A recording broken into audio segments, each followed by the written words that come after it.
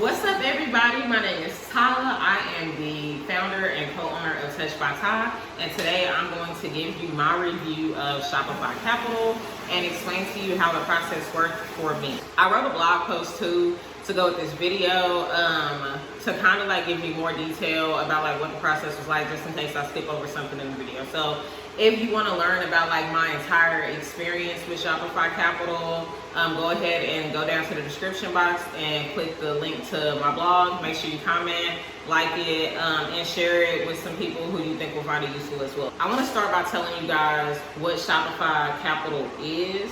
It's basically like a payday advance, kind of like for your business, and they base it on like the quantity of your sales, the frequency of your sales, and the consistency of your sales as well. They don't do a credit check on you or your business necessarily. They have everything that they need to qualify you for a loan, which would be your business address, your contact information, your business bank account, a confirmed source of income, website sales frequency. And if you also use them for like inventory product management, they also have the information as well as your suppliers and your profit margin, so they know exactly how much money that you are making. So if you do have all of that information and you have nothing to worry about, they already have everything that they need from you. Now, if you don't have a business bank account, I definitely suggest getting one because they do require you to have one now. I've seen the money deposit into accounts that weren't business accounts, but doing that is going to tie you personally to these funds. You don't want to be tied personally to loans for your business. You want to make sure that you keep it in a separate account away from your personal finances. I got my first Shopify loan in 2019. I want to say it was in the summertime. One thing I will say is like the consistency that I had in my business with like marketing and advertising and steady growth is really what like led to me being able to get larger loans. So my income has tripled or quadrupled since 2019. So the loan that they offered me has tripled or quadrupled as well, which is something that I'm very grateful for.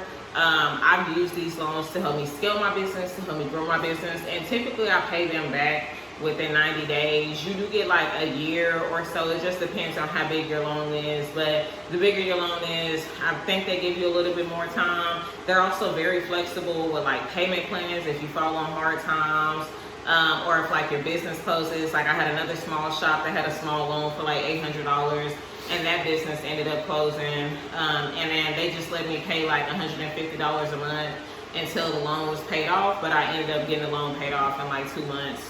And then I wasn't disqualified or anything from any future loans since I communicated with them and I paid it back. So that's just going to be like the main thing that you want to make sure that you do is communicate, is try to pay back your loan, try to stay on top of it so that you can always have a good relationship with them. So for me, it's typically like a 2 to 3 day process for notification of qualifications, for me applying, and then me getting approved for the loan. So it's really easy process once like they qualify you for it. Now, at any time, they can revoke the offer, or like just because they say that you qualify for an offer doesn't mean that they're going to give it to you. If you've done an offer before and you've had consistent sales and a consistent volume and income every month, more than likely you'll continue to qualify and they'll continue to give it to you. But if your sales are unsteady and they have like up and downs in them between each of the different loans, if you're always having difficulty paying those loans back, they more than likely will not continue to offer them to you. So that's just something for you to keep in mind too. When I do apply for mine, they give me 3 different funding options and then like 3 different remittance rates. My remittance rates have ranged from like 7% up to 17% of like the daily sales.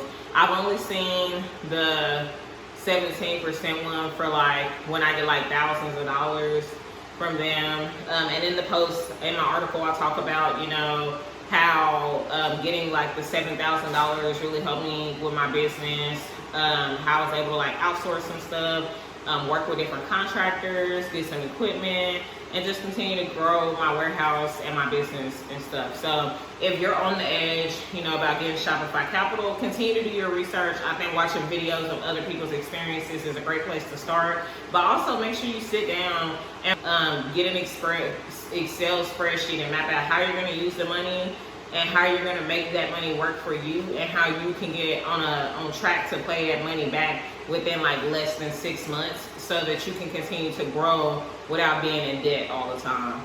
So overall, I would recommend it if you can afford to pay it back, of course. So that's between you and your finances. It's been a great experience for me and my business. I don't have any complaints or anything bad to say about them, honestly. And I've worked with a few other lenders too.